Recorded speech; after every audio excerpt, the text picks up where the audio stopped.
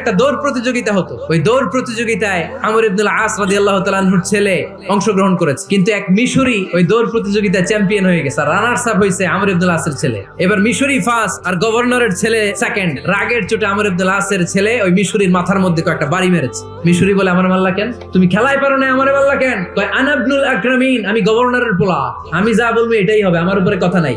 মিশরি ওইখানে আর ঝগড়া বাঁধায় নাই, মনে দুঃখ নিয়ে মদিনায় চলে আসলেন।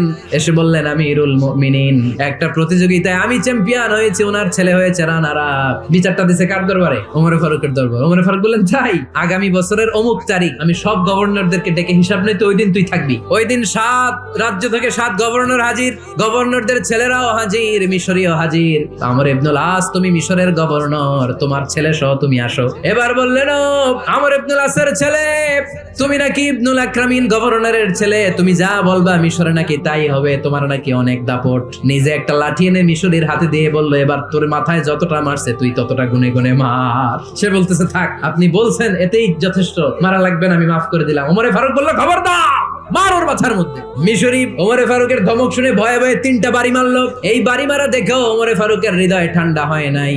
লজ্জায় আমর ইবনুল আস, বয়স হয়ে গিয়েছে, সাহাবা, মাথা তখন টাক, মাথায় চুল নাই, লজ্জায় মাথাটা হেট হয়ে মাথাটা নিচু করে রেখেছে।